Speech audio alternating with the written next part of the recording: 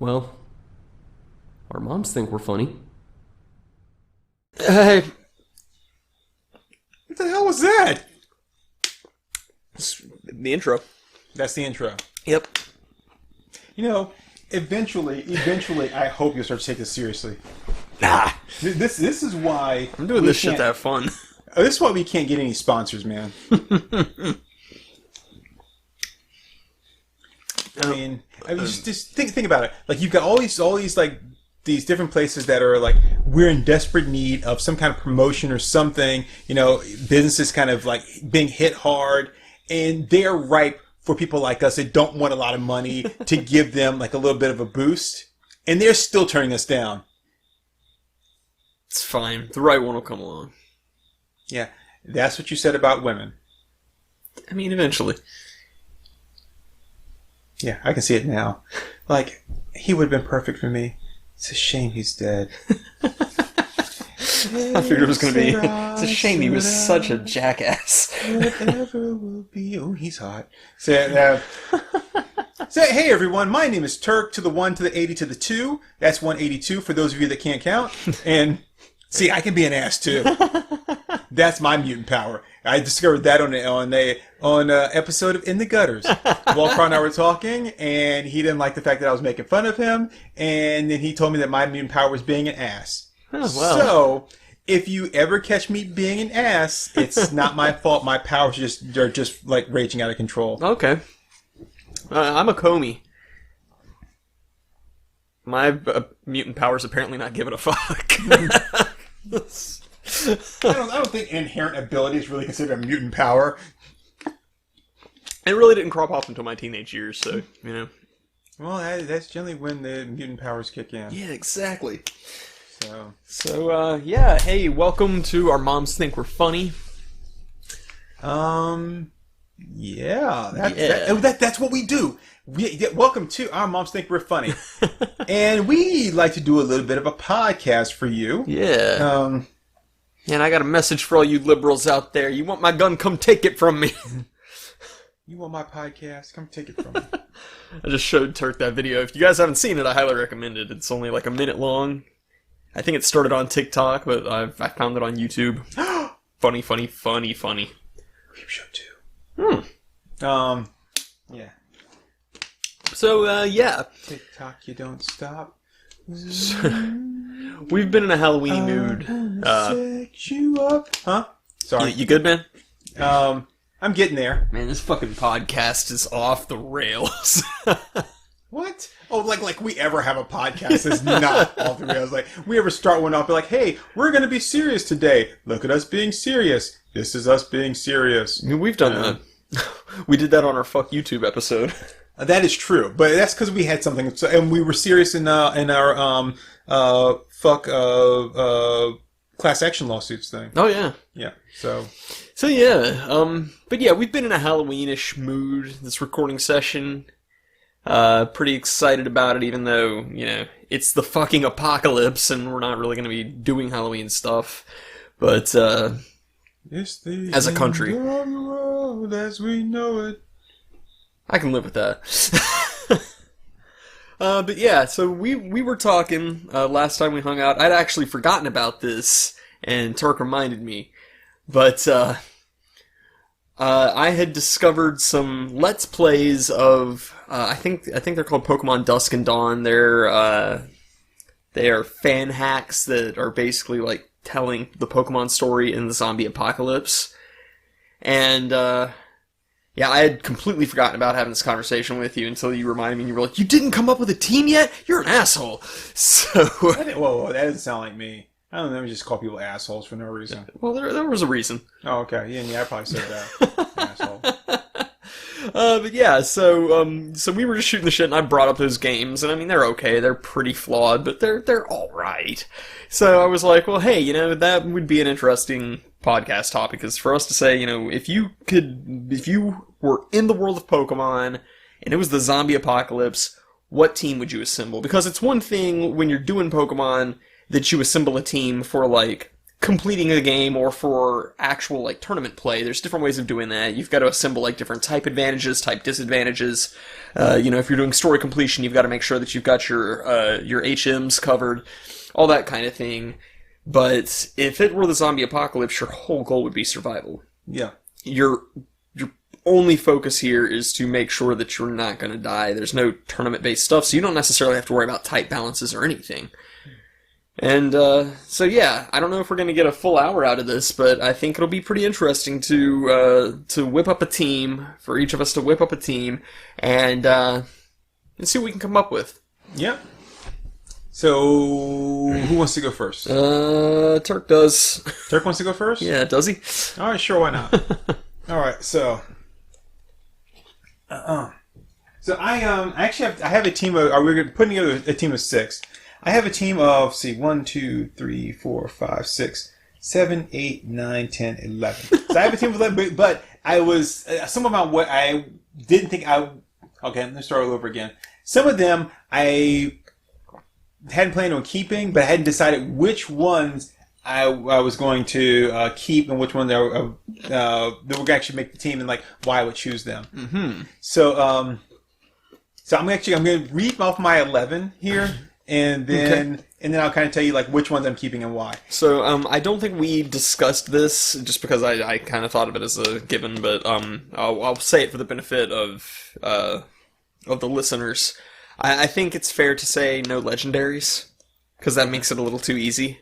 Yeah. If it's like, well, I want Mewtwo and Zapdos, it's like, well, then you fucking win. Congratulations. Right. It's been a 5-minute episode, like, dickface. Why did anybody have to die right. In this apocalypse if you're just going to whip those guys out? So I think that's just kind of a given. It's the same reason why a lot of people don't want to use legendaries when they're playing Nuzlocke. It's like, well, okay, well, you just took a lot of the fun out because it's like, my guy is stronger and faster, and he's Sonic's wife. So... Anyway, do go on. I'm excited to hear what your choices would be. Okay. So so again, these are my 11 that I'm gonna actually whittle down to the 5. Okay. So I picked Onyx. God damn! I wish I'd thought of that. Scyther, Graveler, Mr. Mime, Charizard, Machamp, Wartortle, Haunter, Chansey, Blaziken, Greninja. So you went for some Gen 3 dudes. I went with all Gen 1. I'm a filthy Gen 1er. So one quick question for you. Graveler rather than Golem, why? So, I wanted one that's a little bit stronger but I didn't want the full, let's see, I'm trying to think. See, it's I gotta make sure I think of it now. It's Geodude, Graveler, Golem. Right, Geodude, Graveler, Golem. So, because Golem's got the 4, has the arms, and see. Yeah, Golem is like perfectly round. He's got a weird little turtle head sticking out. But then he has like arms and legs too, doesn't he? Yeah. And then I'm trying to think. Graveler, what's he look like again? Graveler is all, like, lumpy, and so he's, like, a slightly bigger Geodude. He's got the arms, but he also has, like, weird little hand-feet things at the bottom. Yeah. But he still floats, doesn't he? It depends. He's not a walker, isn't he? It depends on the game, honestly. So I was wanting a floater. I think in the old concept art for Gen 1 he floated, but I'm pretty sure he walks these days. So it really just depends on your version. So this is, and I don't know for sure that I'm keeping him. So okay. I will tell you right now, I am keeping Wartortle. Okay. I'm keeping Chansey. So that one interests me. I definitely want to discuss these choices with you. Yeah. Oh yeah, I do have a reason for them. Blaziken. So the only person I have that flies is Charizard. Mm-hmm. So I have to keep Charizard because I need a flyer. Yeah.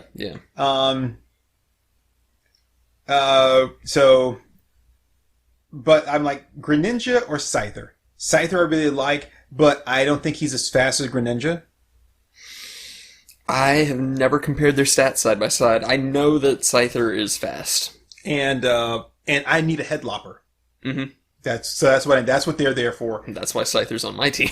That's why. But so I'm thinking Greninja might be because he's like a ninja, so he can run up walls and shit like that, you know. Mm-hmm. And he's got the stealth that Scyther doesn't. So I think I'm going to go more the Greninja than the Scyther. Okay. So Greninja, Blaziken is kind of like a fire Greninja of sorts. But I do need my flyer, so I feel like I need to keep Charizard. And I don't need 2 flame guys. Now, Blaziken is fire fighting, which is interesting typing. He was the first starter to really have that typing. The thing is, though, a lot of fighters are doing physical bludgeoning damage. They're not going to be doing much in the way of cutting. So that kind of diminishes his physical capability, because if he gets bitten by a zombie, then you're out of Pokemon. But he's fire. So yeah, so he would have to rely purely on special. Now, typically, fire starters, and I'm sure I'm going to have a lot of this information wrong, people are probably going to get pissy with me, but typically, a lot of fire starters have decent speed and better special attack than physical attack, so you'd probably be pretty well suited to just stick with fire attacks with him. Yeah, but like I said, I think I'm gonna go with the Charizard over him, just because I need that flyer. He's the only one I pick with flyer. Charizards are pretty good. Any starter is good. And at one point I did consider I did consider people like Butterfree and I thought about him. And what's the Beedrill? Yeah, Beedrill. But then I was like, I need someone that I know for a fact is going to put these guys down. Yeah. Yeah, the thing is, I don't think that, Sleep Powder would work on zombies. Now, Butterfree does learn Confusion, but at that point you might as well just have an actual Psychic type. And I don't know if Paralyze would work on them either, so... Yeah, I wouldn't think so. I would imagine that they would, short of something like Burn or Freezing, I don't think they would really be affected by status afflictions. So one thing I just thought about that I think would be really good would be Muck. That could work. Because Muck can't be bitten. Yeah. And his footprints are acidic. So he could just, mow through people. That is pretty good. Yeah, and he can make a nice barrier. That's why I have Mr. Mime. Because Mr. Mime puts up those barriers. Yep. So if I've got to camp out for the night, Mr. Mime would be the guy taking first watch. Okay. You know, but I think we have to go, and so the reason it's Onix or Graveler is, one, they shouldn't be able to be bitten because they're rock type. Right. But Onix is so big. Yeah, Onix could just, do a lot of damage just by virtue of moving. So, and the thing is, I get to ride on him, so I can be elevated above everybody. Mm-hmm. And when we go to set up base, he could basically, surround us and lay down, so that gives us a nice little rock wall. Very nice. So, but the other thing is, he doesn't really have with Graveler, I could do something like a rock slide. So I could move the earth if I needed to, create landslides, and I could. You also have build forts and like barriers. Yeah, you have access to earthquake, which damages everything in the area. The nice thing about Graveler or anything from the Geodude family is that you can learn explosion, which is a really nice last-ditch effort. So if you're just surrounded, you could just have that thing go off and kill everything in the room. Except no substitutes. But I think I'm going to go with Onix though, because depending on where I am, I may not have an adequate location to be able to camp out. Yeah. He's an instant camp. Yeah, I think that it's fair to say that rock types wouldn't be capable of getting bitten. Now, Onix is stat-wise not a good Pokemon. He's got decent defense, he's got terrible health, terrible speed, terrible attack. But again, we're not doing this for tournament stuff either. We're doing this for practicality, and practically you're talking about a 30-foot long, 1,000-pound monster. Now, can Pokemon be zombified? I'm going to say yeah, because that makes it interesting. And so that's where it comes into where I'm going to be dealing with zombified versions of these guys here. And because surprise, suddenly you have a zombie Dragonite on your hands. Or, I'm going to have my Onix versus a zombie Onix. Mm-hmm. Which my Onix can't hurt him. like I would think as a zombie version, they're going to be weaker. So his rock should be not quite as dense. Maybe. You know, because if we're going to go by the logic that their body is going to be weakened by whatever this virus is, Yeah. and the same way the human body would be. Yeah, I'd say they're like slowly decaying over time. But I mean, it doesn't really matter if I come across like a, like I said, like a dragon or something like that, or heaven forbid, I come across a zombified, what the hell's his name? Give me a minute. Not Magikarp. Oh, Gyarados? Yeah, Gyarados. Yeah. So a zombified Gyarados, I mean, he's still going to be powerful. Oh, yeah. Yeah, Gyarados has destroyed entire cities, according to the Pokedex. That's the thing. People always look at the stats. They don't look at the Pokedex entries. I think that's, I think it's fun to do the alternative. So I mean, that's still dangerous. Zombified or not, he's even more dangerous since he's got a hunger right now. Like, some Pokemon don't eat people. Mm-hmm. But in this world, like... Some Pokemon do. Right. They got a hankering. So, okay, so I'm going to go with my Onix. Okay, I like it. So Onix, Charizard, Mr. Mime, I got to keep. So Wartortle, I have to keep. Chansey, I have to keep. So let me ask about Wartortle here. Mm-hmm. Why not Blastoise? He's too big. And I want someone. I also want them to have the ability to level up. Okay. To evolve into that eventually. So it gives me that extra plus when you're dealing with Pokemon that are like the higher levels, they're hard to control. Yeah. And in a chaotic world like that, I need something that's easier for me to control and deal with. That's a fair point. There's the assumption that we may not have the gym badges that we need. Now, granted, you usually only have control issues if they're traded Pokemon, but because like I thought about instead of Charizard, like maybe Charmeleon, but no, Charmeleon's a serious attitude problem. You know? Mm-hmm. So I was like, Charmander. Charmander's too weak for what I need. Plus, I need a flyer, and I couldn't think of anyone else that was capable of like doing the flying, except for like a Pidgeot or whatever. But then that's all he does is fly. He cannot. Pidgeot is actually really, really good. Fearos, good too. I'd say, honestly, that probably, now you've already got some rock types, but probably one of your best bets for a flyer would be Aerodactyl. They have really good stats, they're very fast, very powerful. But as far as like fighting like zombies. As far as fighting zombies, yeah, you would primarily just want an escape, I would think. Right, so I want someone that could escape and fly. Yeah, so, I mean, now Charizard serves both purposes. He can fight and fly. So I still think that's, like, best for the way you've got your team constructed, but yeah, I considered Aerodactyl for mine, but I have a reason for not going with him. So that means that I can't hit my champ, and I really wanted my champ on there because I wanted someone with some strength. I wanted a headbuster, but not to fight Pokemon head on, because I mean, not to fight zombies head on, but if I need to get into some place, I can't. But then Onix can serve that purpose too, but then he's so big. Like, he really is just for movement and protection. Yeah. I put a lot of thought into this. Onix is capable of learning the Strength HM, though, so, like, in a pinch, you could do that. But the thing is, like, when I pull him out, he's taking up a lot of space. Mm-hmm. So if I just need to, like, break into something small, he's not my man for that. Yeah. Maybe that's where someone like a Blaziken, I mean, a Greninja could come in there, or maybe even Mr. Mime, who knows? So, all right, Onix, Charizard, Mr. Mime, Greninja, Wartortle, and Chansey.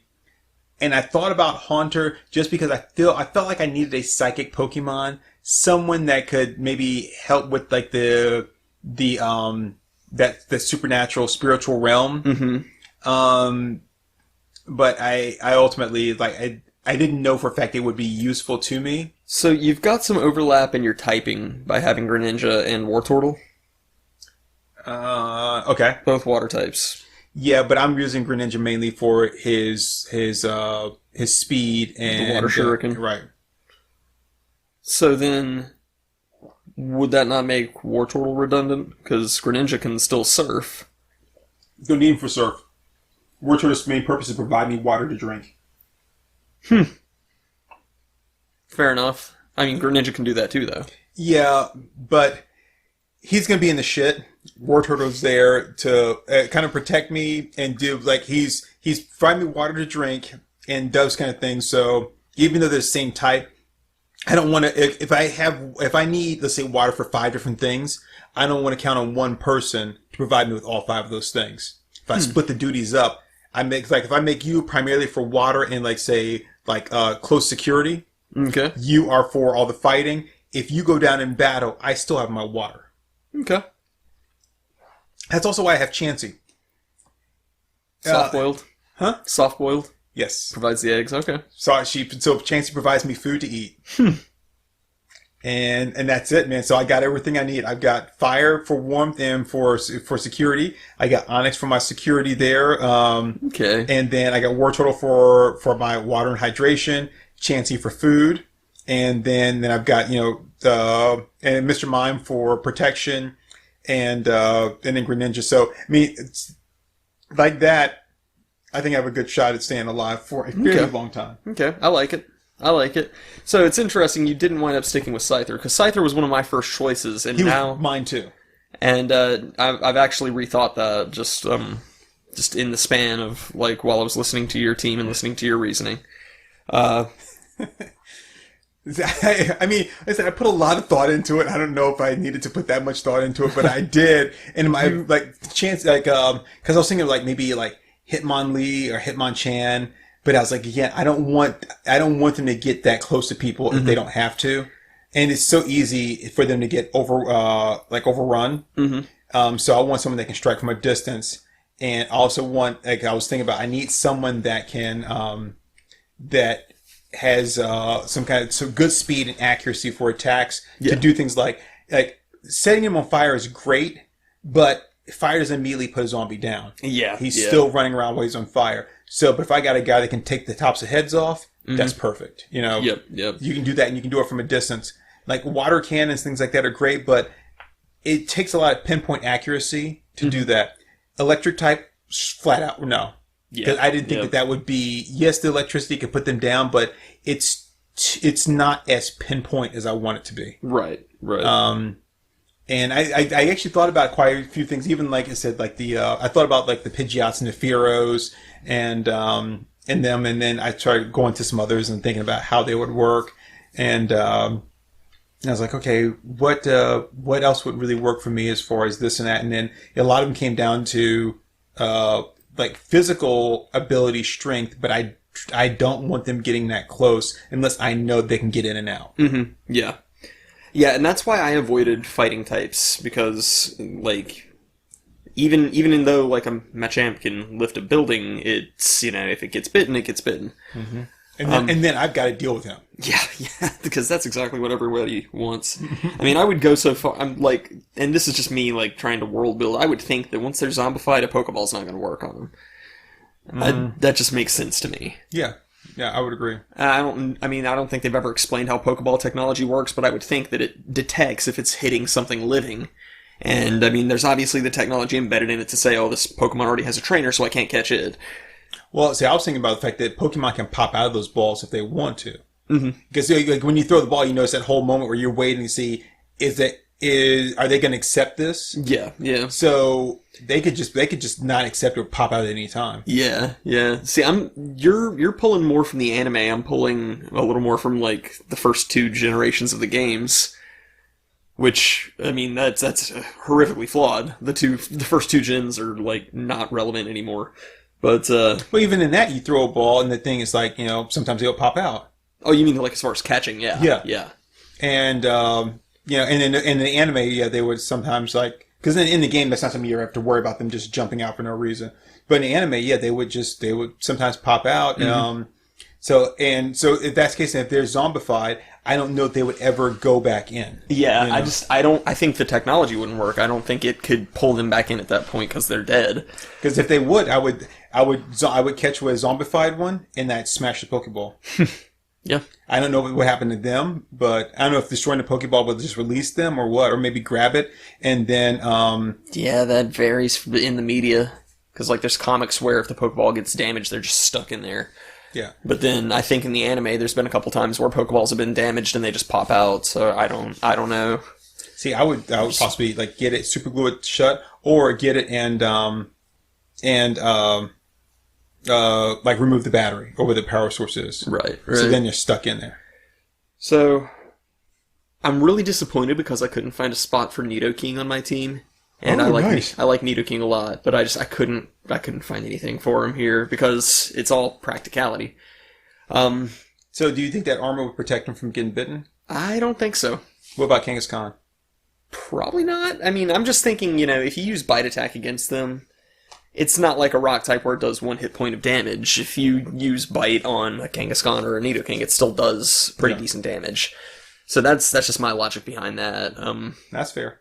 So I was going to go with Scyther because, it's fast and it's a headlopper, but then I realized Kabutops kind of serves that same purpose, and it's water rock. So that not only provides water coverage, but it can actually take a bite. So you've got your headlopper, you've got he's got those like praying mantis like appendages too. Mm-hmm. Yep. So he fills the role of headlopper. He's a water rock type, so he's covering a lot of stuff right there. For pure defense, I went with Cloyster. Cloyster? Because the shell is completely impenetrable. But how do you get in there? It's more leading guys off of me. It's more having a distraction to throw out water and ice attacks, because if you can freeze a room full of zombies with Blizzard or something, then you're golden. But isn't that also dependent on, doesn't he have to be in the water, Cloyster? No. He kind of runs off a Geodude logic, he just floats. But the water thing is a good advantage, because that means I have the capability of surfing. Mm-hmm. But yeah, now I don't know if I think, you know what, I will pull this argument. In the Pokemon Adventures manga, Lorelei, the Elite Four, hides inside of her cloister during a fight. So it is possible for a person to fit in there. That's going to be my argument. It may not be like game official, but that'll be my go-to. Third, and it's interesting because you brought up Haunter, I've got Gengar. Okay.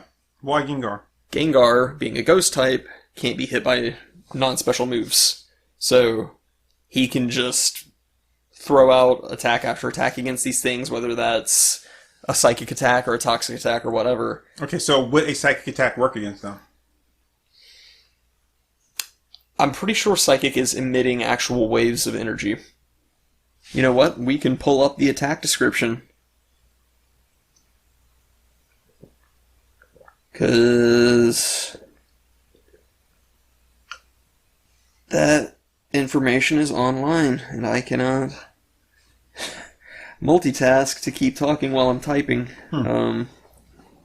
Psychic. So I guess it's my turn. Attack. I got it.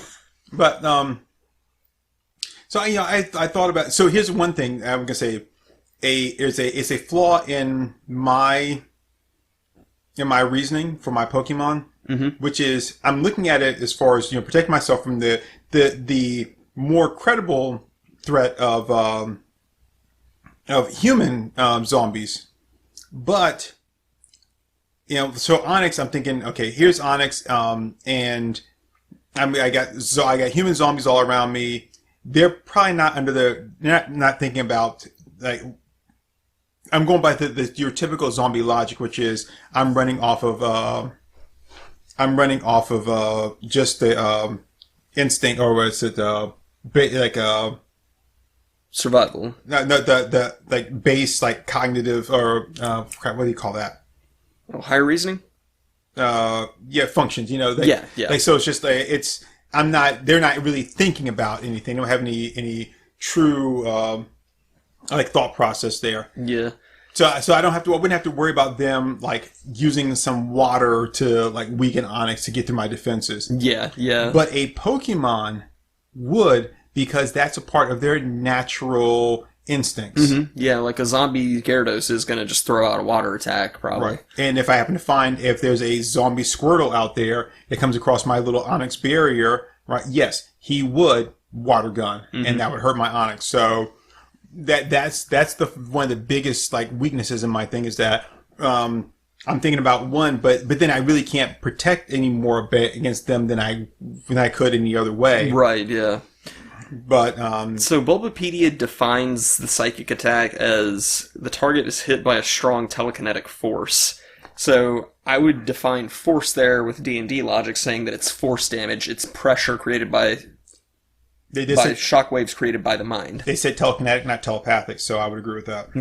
Okay. So, yeah, and if not, Gengar is still capable of learning a lot of special attacks. Gengars can learn Thunderbolt or Flamethrower or anything, so I could actually give him a pretty varied moveset. And I don't know if it still applies now, but I know in Gen 1, Gengar could actually learn Strength. He was the only ghost type who could do that, which means that pushing around the boulders and stuff, I'm able to do. And see, one of the reasons I wanted Haunter on there was because as a ghost Pokemon, they can go into a building and tell me what's going on in there, and they can't be hurt. So they're also like the perfect little spies. Be like, oh hey, yeah, you can go in there and tell me, are there any supplies in there that we need? Something that will work for us? Are there any zombies in there? And they can't be hurt. Yep. So I hate the fact that unless it's a zombie that is using a special attack. Because if it is a zombie Squirtle, then it'll still throw out a water gun and still damage him. Right, but hopefully, because the Gengars can turn invisible. So yeah, they can travel in shadows and stuff. So you can be able to become intangible, go through the walls, hide in the shadows, and then do the reconnoiter, and then come back. Yep. Now, my next three dudes are not as functional combat-wise, but this is the day-to-day survival stuff. And it's interesting, your whole thing was like foraging and like collecting food and having water sources and stuff. Now this is me kind of punking the Gen 1 rules, and in my defense, Gen 1 is really what I'm most familiar with. So if anybody wants to fuss at me for not playing like Diamond or Pearl or whatever, not my fault. I got a job by the time those games were coming out, so it'll happen to you too, you little shit. But yeah, so I'm gonna become a Instagram influencer. Yeah, I'll make money playing video games just like PewDiePie. This is social media. So, my travel guy. I thought about going with Tauros, because I love Tauros, but I've decided to go with Dodrio. Reason being, Dodrio is ridiculously fast. It's not quite as fast as Rapidash, but those things can haul ass. Okay. But can you sit on them? Mm-hmm. You can sit on a Dodrio? Yeah, in the Great Pokemon Race in Season 1, Damien rides it against Ash while he's riding a Ponyta. Okay. Aha. Plus, in the Gen 1 moveset, Dodrio can learn Fly. Doesn't have wings, but the fucker can learn Fly. I don't know if that still applies, so let's be fair and look that up. I mean, okay, if we could have done this, which you didn't explain to me, I would have chosen Missing No. Nah, come on. I'm just saying. I'll be fair. I'll look up now if Dodrio can still learn Fly in current generations, but it was total valid strategy in Gen 1 and Pokemon Stadium and all that shit. Yeah. Besides, Nintendo said that... Nintendo! Yeah, Nintendo said that if you catch Missing No, it'll destroy your game. It was patently untrue, but they said it. I got a Missing No. But yeah, like, the Dodrios, the three heads are constantly looking in multiple directions anyway, so, like, there's no chance of getting snuck up on. Oh, King Ghidorah. Hey, nothing but Ultra Perm. Okay, stop asking me for donations, Pokemon Wiki. Donation! I thought there was a trash can. Wow, I can't believe I get 2 Coming to America quotes in there, like one after another. Oh yeah, see, Dodrio has 110 base attack and 110 base speed, so it's strong and fast. Shitty defense. But, Now, I would say Dodrio's weakness, though, is that it is an earthbound... Like, well, I mean, if you can fly, if you can fly, but it's still pretty much when it's not flying is Earth based. Mm-hmm. So it is going to be subject to any kind of tunnelers, which there are quite a few tunnelers in Pokemon. There are, but he's also way up there in speed. 110 speed is really, really good. Here we go. He can still fly. Okay. Oh, wait, that's Generation... Yep, that's Generation 6. As of Generation 6, he can still fly, so... Alright. That's gotta be really weird to see... What do they look like from underneath that? Are they just hot dogs? I think you're thinking of Doug Trio. No, Dodrio. Oh, yeah, I'm thinking yeah. Dugtrio. Oh, Dodrio. Oh, Yeah. yeah. Okay, you And can... so in Pokemon Stadium, if you made a Dodrio fly, it just levitated straight up because it doesn't have wings. Okay, so that's why I was confused. So I was thinking Dugtrio. Yeah, and I'm like, Dugtrio is the okay, fastest in Gen 1. Okay, I remember the kid riding on the Dodrio now Yeah. when they were in a race. Okay, so that's where the communication breakdown was Yeah. happening. Yeah, no, Dodrio, weirdly enough, can fly ridiculously fast. Again, I don't know how they compare nowadays, but 110 base speed is good. It's objectively good. Strong. You can look 3 directions at once, so not going to get snuck up on. And being flying type, he is actually immune to earth-based attacks, so that fixes the tunnelers. Well, right, but that was because I was thinking of Dugtrio. Yeah, Which I still have to ask now. Dugtrio, what do they look like on the bottom? Dugtrio, nobody knows. It's a mystery. A lot of people draw them as really big buff men. Digletts and Dugtrio. It's weird. It's like a kink or something. So you've got like a source of food and like foraging. I didn't really think of that because I figured I'd be spending a little more time in the cities. Plus, Chansey also helps Nurse Joy out a lot with helping Pokemon recover and heal. So that's also why I chose that one. Yeah, and that's where my next decision comes from because I figured, what if I go to a Pokemon Center and there's no source of power? Boom, Magneton. Ah, really nice. Steel type, if you're going by modern generation, so he can't be bitten. Okay. Electric attacks can fuck up a zombie real good. And yeah, if I go to a building and need a source of power, and I'd much rather be in a building where I'm a lot less likely to get snuck up on, then I can just hook this fucker up to their power supply, and we have power. It gives us access to a Pokemon Center and everything. The bad thing about that is then you have to secure a Pokemon Center. True. But they usually only have one entrance. Yeah, but I'm like if you have power, that's the bad thing about living in an apocalyptic world like that, is if you have power, it's going to attract... One thing is going to attract a shit ton of zombies. It will. And it's also going to attract people like Dawn of the Dead. Mm-hmm. It's going to attract people that are going to come there because you've got something they don't have, or something that they need. And my Kabutops cut them up. But you see, another advantage to Magnemite is that he uses a lot of sound-based attacks too, or Magneton.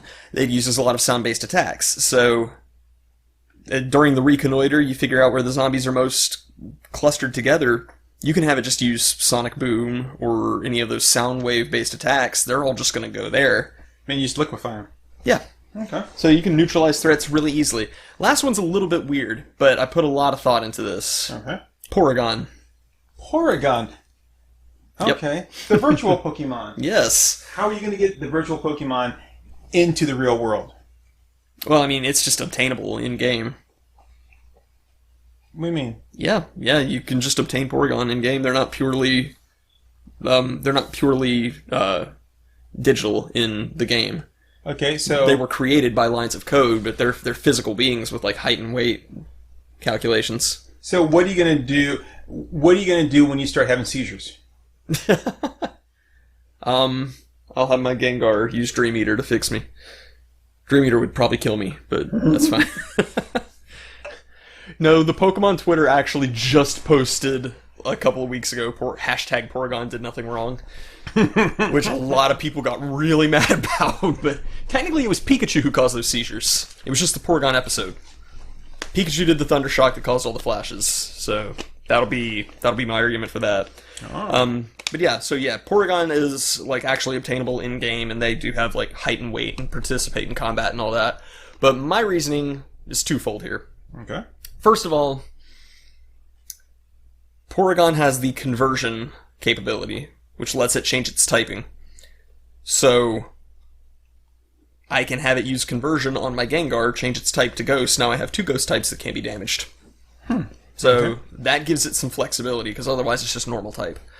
Could also possibly use conversion on the zombies and see what happens. That could help in determining a possible cure later on down the road. Because if you have a Pokemon that doesn't lose its higher reasoning but can change to that type, you could actually pull in some research. Biggest thing, though, since I'm going to be trying to secure Pokemon Centers and using Magnemite to power up, that gives me access to the Pokemon storage system on PC, where everybody's extra Pokemon go when they have too many on their team. Porygon is digital, and you got a whole bunch of people dead who can't access their shit now. So I can just send that guy into cyberspace to get whoever I want. Yeah, but then you have to get them to obey you, That would be iffy, yeah. and you'd have to prove to them that their master is dead. Yeah. But I got time. I got time. Lots of time. It cost a fortune. It took a lot of time. Luckily, I had both. Yeah. I think it would be doable. Not bad, man. Not bad at all. So yeah, but yeah, if I wind up in a city where there's no food and like I'd have to go somewhere super densely populated like Saffron or Celadon, then to get food, that's like my biggest problem, is I didn't think about that at all. But you know who's going to be the most well surviving in the whole apocalypse as far as the Pokemon themselves go? Magikarp, because their scales are stronger than steel. Really? Yeah. I mean, stat-wise they suck and they can't fight for shit until they evolve, but yeah, according to the Pokedex, their scales are stronger than steel. Or diamonds. Yeah, that was it. Their scales are stronger than diamonds. Okay. So. Not bad. So yeah, that's what I've got, but I don't have a source of flames unless I teach Gengar how to use flamethrower. Don't have a source of food, and if it comes to like walling myself in and actually trying to shield myself, I'm completely fucked. I've got one guy who can do physical combat, really. Granted, the special attackers will be okay for a little bit longer, but you know what you really need for fast results is to be able to just take their heads off. Yeah. So, yeah. But I think out of all of that, I'm most proud of the Magneton idea of just being able to hook it up to a generator and getting power. But yeah, I think we'd both be pretty okay. Yeah, sounds like it. It would be interesting. It's weird because I'm the one who's always said that I don't want to live in the world of Pokemon, but like once I started thinking about it from like the survivor's perspective, it's like that'd be pretty interesting to see how it plays out. That would be kind of nice to. I mean, in this context, in this scenario where you're going around and you're like, okay, I've got zombies everywhere, but I just happen to have these guys here. I've got some kind of a chance. Mm-hmm. I think the difference with you and I is with yours, if you got to a really good Pokemon Center, well, first off, you'd have to clear that Pokemon Center out. Oh, yeah. And that would be tough. That could be pretty bad, yeah. Yeah. So, and of course you do have to secure it. You have to make sure that like the windows are fixed and all that. Mm-hmm. So yeah, so you've got to do that. But once you do that, though, you've got this nice secured building there, and you can even close it up, like shut the shades and that kind of stuff, and just be walled in. But you know, even with that, I think the zombies can always sense when there's like, you know, here if there's a building that's been kind of empty, that now that it's been reactivated, even if you can't see it, they kind of can sense that something's there. And so that would be interesting. I think it would also be like zombies attacking, attacking other so zombie people attacking Pokemon that have not been turned. Yeah, that'd be interesting. And you have them fighting back.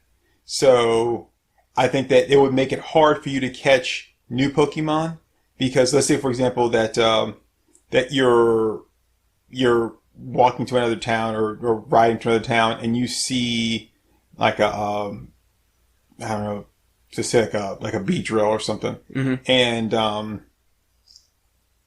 it's a fighting or has fought like some zombie people. I don't know if they would really be able to make that distinction between you being a living person and then one being a zombie. And so all these Pokemon, after they've encountered one, would then start to just turn on humans. Yeah. Which means you may not be able to capture any new Pokemon, plus any ones that aren't out there that haven't been turned into zombies are now a threat to you, and that would make it really, really tough. Yeah. Yeah.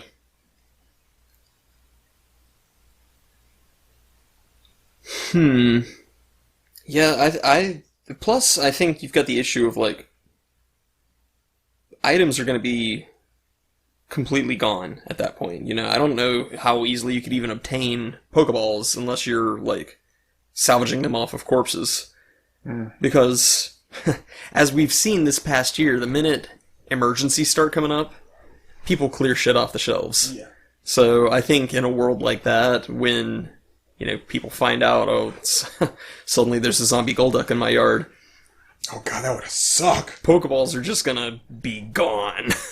We can't even fucking keep toilet paper here now, 6 months after flattening the curve in 14 days. So I tell you what would really suck, and it's a great possibility, is you go to scavenge a dead body for Pokemon, and they've got some Pokeballs on them, and the Pokemon might have been injured, and you put in the Pokeball to keep it safe, and it's turned whilst in the Pokeball, and then you let it out. Yeah, you'd have to keep your team on the ready for that. I think you'd have to get those Pokeballs, and you'd have to take them to a Pokemon Center and scan them first to see, because that would be something. That'd be horrible. Yeah, you wouldn't know. I mean, that would be like a box of chocolate. You would not know what you're gonna get when you open that thing up. Yep.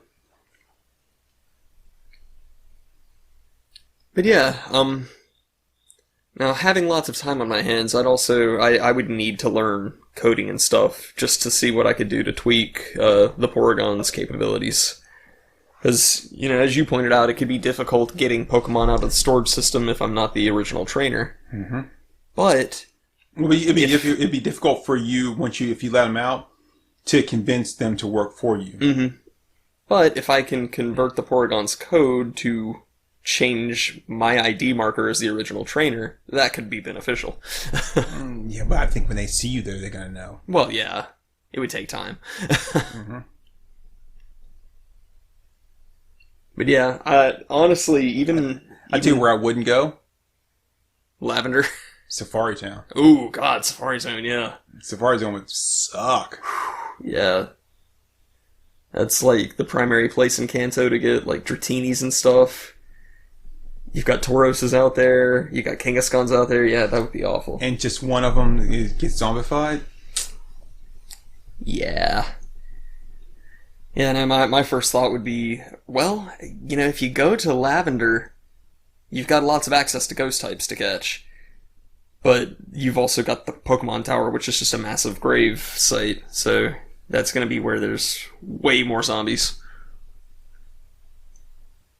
Safest bet? Man, it's Pallet hard. Town. It would have to be Pallet, because you're protected. You're protected from the south by the sea. Oh no, Cinnabar would be your best bet. See, I say Pallet because Pallet is a small town. And small towns would normally be the better place to hide out. Well, Cinnabar is a little more densely populated, but it's completely ocean-logged. It's an island. And it's near a volcano, so you've got really fertile soil. That would actually be a pretty good place to bunker down. You would have a definite end in sight to say, at some point I know this island's going to be empty. It's not like mainland. Well, you've got the Orange Islands too. But you'd have to clear off the island first, and then you don't have to worry about Pokemon that are water type that can also, like, on land, like your not Bulbasters, your Squirtles and Wartortles, that kind of thing. So you wouldn't have to worry about the Gyarados attacking you. I mean, they could blast the island stuff, but they wouldn't come up on the island. Yeah, they don't have a lot of reason to do that. Right. Dratinis wouldn't come up on the island either. Dragonites could, but then you wouldn't have to worry about something like a Machamp or one of those things coming, because they'd have to get across the water. There's no way for them to do that. Yeah. So you'd have to get over there and then clear off the island. That could be difficult. Yeah. That could be tough, but I mean, it's like you've got the flight capability on the Dodrio, you've got the surf capability on the Cloyster. I mean, really, you could just be offshore a ways and just use the Magnemite's sound attacks to draw them out. They're not going to be able to move well in the water. Shit, you could draw a lot of them out into the water and then just have Magnemite use Thunder. Just fry them in the water. So let me ask you this. Do you think Jigglypuff's ability will work on him? Sing? Mm-hmm. I don't know if a zombie can really sleep, can it? I don't know. I wouldn't think so. I mean, I know that, like, something psychic-based like hypnosis wouldn't work. And I know that something where it's, like, taking some kind of a substance like sleep powder, I know that wouldn't work. But yeah, Sing is interesting, because the whole concept is that it's lulling them to sleep. But I don't think a zombie can really sleep. Oh, maybe it could put them in like a meditative or Kind of- trance-like state, I could see a trance, yeah. and then you could mow them down.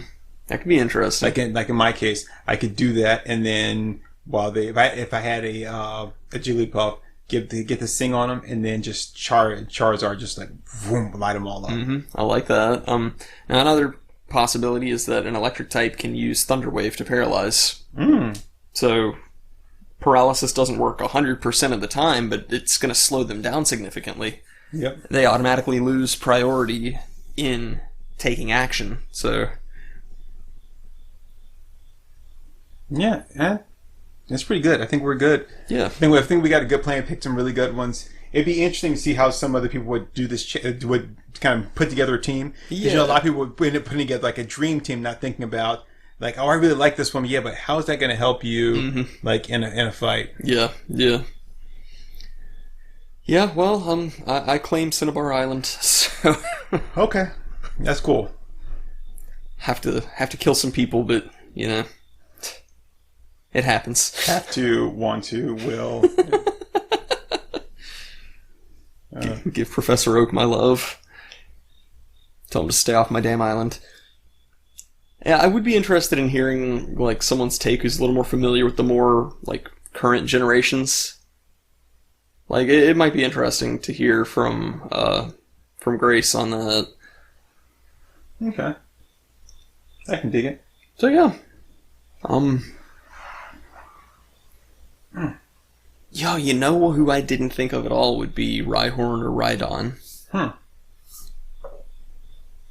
They could be pretty interesting. I don't think they would really serve much of a difference that like Graveler wouldn't already serve. Right. But you can ride them. That's true. Okay, well, you know, if it were me, I would just get a Mewtwo and a Dragonite and a Zapdos and a Articuno Moltres, and I would win.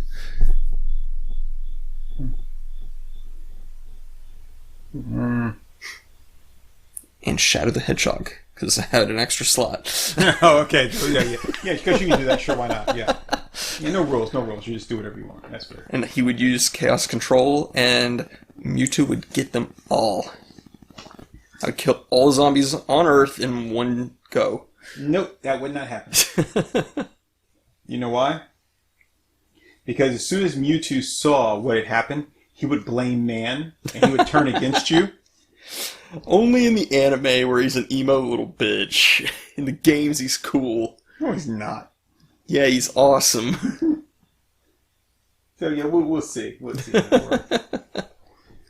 All right. And even if Mewtwo blamed man, I would have Shadow use Chaos Control on him. And then Shadow could beat him.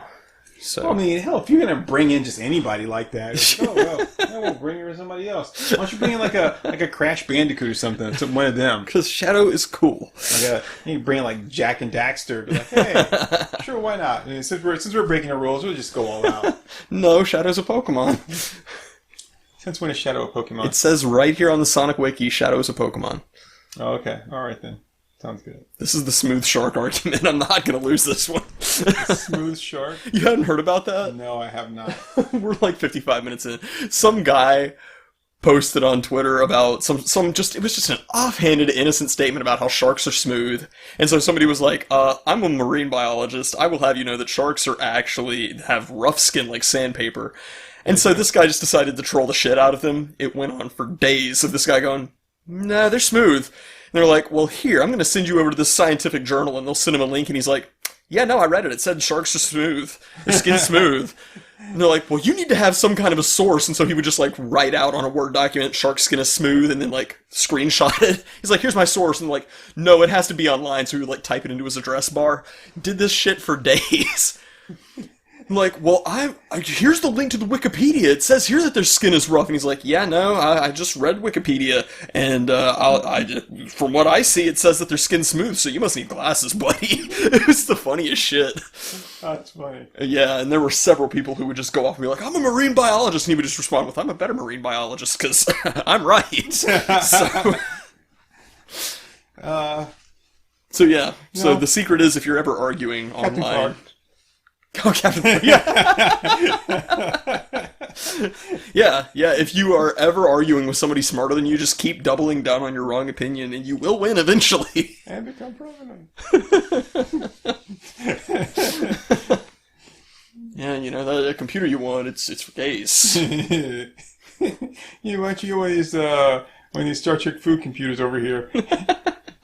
Just like Captain Clark uses. Hey, it's Clark. Captain Clark. Oh, Yeah, so our Pokemon teams win. yeah. We are staying alive for a little bit. All right, everyone. My name is Turk182, and you can find me here on Our Moms Think We're Funny. And we are, we are on our host site, Anchor FM. We're also on Amazon, and we are on iHeartRadio and Spotify and Pandora. And Amazon. And Did you say Amazon already? I said Amazon and maybe Audible, maybe. I think and so. Like Radiocast,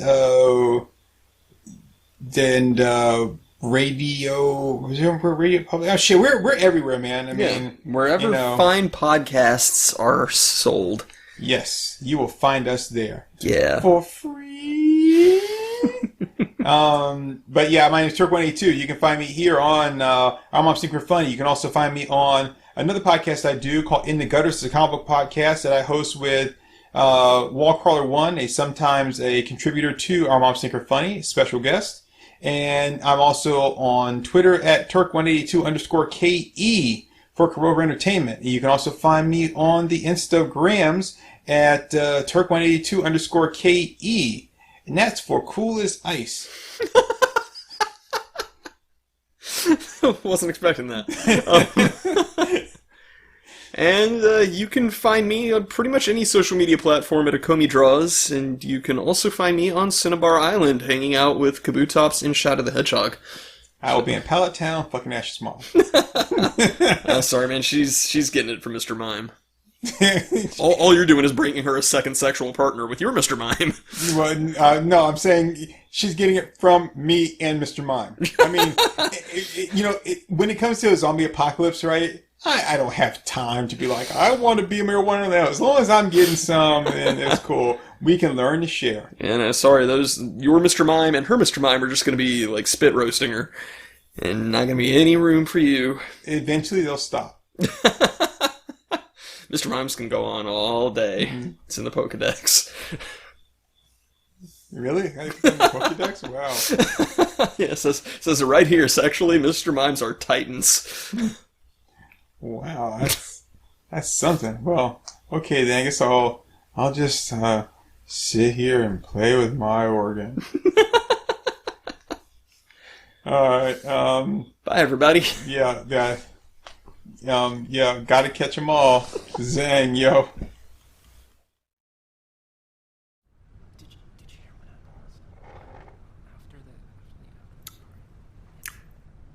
All right there, folks. That was Our Moms Think We're Funny. Let's give 'em a hand.